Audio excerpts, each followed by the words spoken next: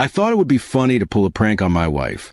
We had been married for 7 years, and though we loved each other deeply, I always liked joking around. One evening, while scrolling through social media, I came across a video of someone pretending to cheat as a prank. The reactions were hilarious, and I convinced myself my wife would laugh, too. Without thinking of the consequences, I decided to try it out on her. The plan seemed simple. I saved a fake contact name on my phone, used a friend's number, and sent myself flirty messages. I even left my phone in places where my wife could easily see the notifications. I thought it would be harmless fun, a silly surprise that would end with both of us laughing. But the moment she first noticed the text, her face turned pale and my stomach dropped.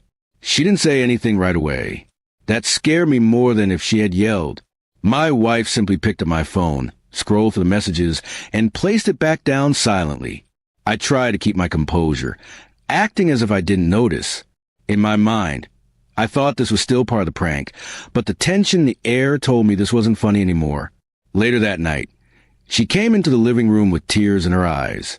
"Who is she?" she asked, her voice trembling. My heart sank instantly.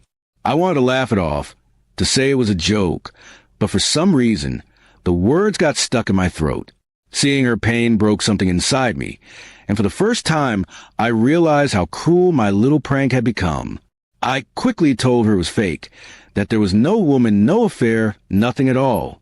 I showed her the friend's number, explained the messages, and begged her to believe me. But the damage was already done.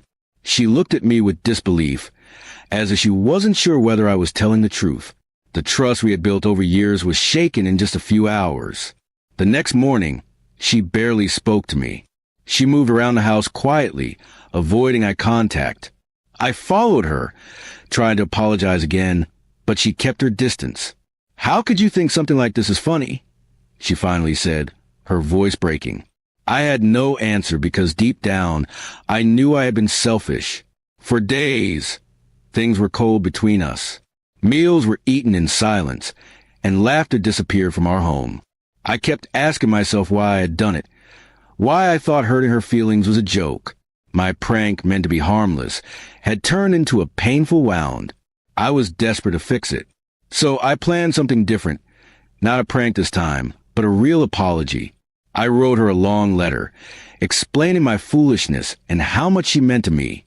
I reminded her of our first date, our wedding, the nights we stayed up dreaming about our future. Then I promised never to let jokes cross into cruelty again. I left the letter by her pillow with flowers and waited nervously. When she read it, tears rolled down her cheeks again, but this time they weren't from anger. She hugged me tightly, and for the first time in days, she spoke softly. "I want to believe you," she said, "but you need to earn back my trust." Her words cut deep, but I knew she was right. Trust isn't repaired overnight. It takes effort and consistency. From then on, I focused on showing her love in small, sincere ways. I cooked dinner, cleaned the house, and spent more time talking with her. I stopped playing silly tricks and started listening more. Slowly, her smile returned and the distance between us faded. But I knew I still had a lot of work to do. Weeks later, while we were out for a walk, she finally laughed again at something I said.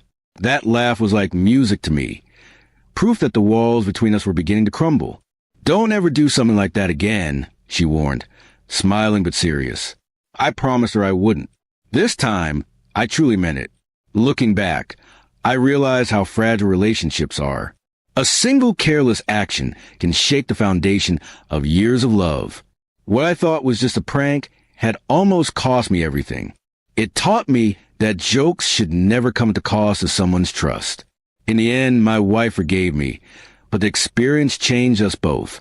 I learned to respect her feelings more deeply, and she learned that even the closest bonds can be tested. We grew stronger, not because of the prank, but because we fought to rebuild what it almost destroyed. Now, whenever I think of pulling a prank, I remind myself of that painful lesson. I choose laughter that lifts us up, not tears that pull us apart. Our marriage is still standing, but I know it's because I learned the hard way that love is no joke. And so, the prank that was supposed to be funny became the most serious lesson of my life, a reminder that trust, once broken, takes everything to restore, but when you do, it's worth more than any joke could ever be.